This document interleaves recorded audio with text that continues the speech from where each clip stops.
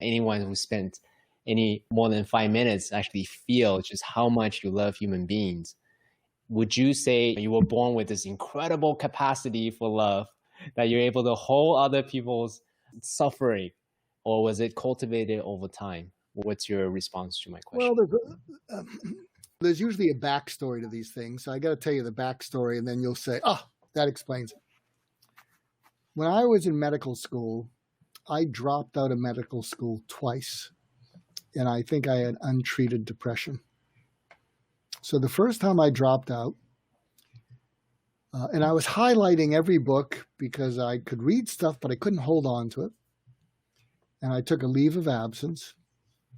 And my brain, and I worked in blue collar jobs, and my brain came back. I went back after a year, and then within another semester, it came back again. And so I met with the dean of the school, who's about fundraising. And you lose money when someone drops out. Tuition doesn't pay for that empty seat. So I met with the dean of the school, who's about fundraising. And I don't even remember the meeting, but he may have saved my life because he referred me to the dean of students who cares about people. And I get a call from the dean of students, and he said, Mark, I have this letter from the dean of the school. I think you should come in here. We should have a talk.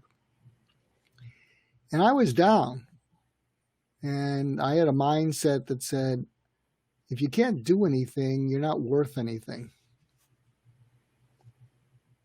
You don't deserve to be here if you can't do anything. And I was passing everything, but it was a low point. So I go in there, and he says, here, read the letter. And I read the letter.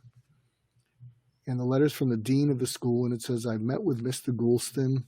We talked about a different career, and I'm advising the promotions committee that he be asked to withdraw.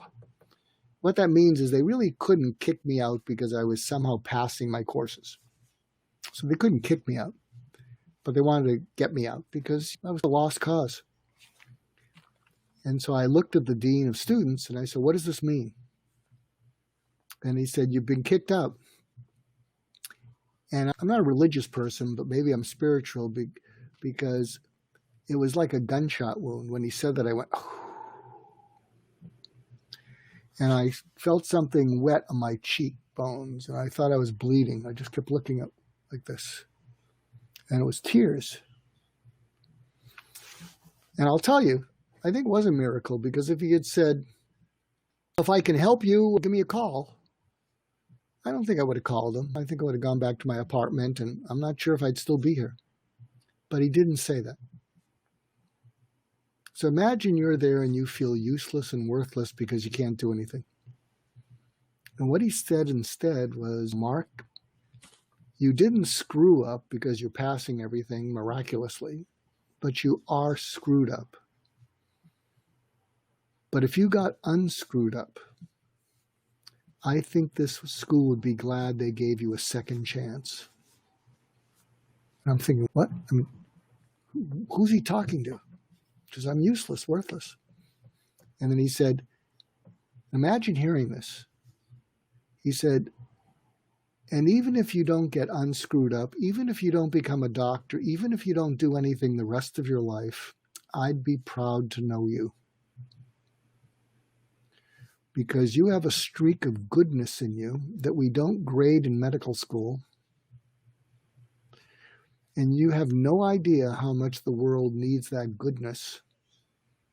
And you're not going to know it till you're 35, but you have to make it till you're 35. So I am just crying. He is pummeling me with compassion. And then he says, and I couldn't even look at him. I'm having trouble looking at you. And he says, look at me. And he points at me and he says, you deserve to be on this planet, and you're going to let me help you. And so he arranged an appeal, and I had to make my case, and I guess they saw something in me. But it flipped the switch, because there I was, useless and worthless, but he reached in and didn't let go. Plus, he stood up for me. Mm, He stood up against the school for me. mm, He was a PhD, and this promotions committee were all medical doctors. He took them all on to say, I think we should give this guy another chance. mm. So it flipped a switch in me, but essentially, maybe that connects the dots, CK, because that's what I've basically done as a suicide specialist. As I go in, I see some value in them, and I say, you're not going anywhere.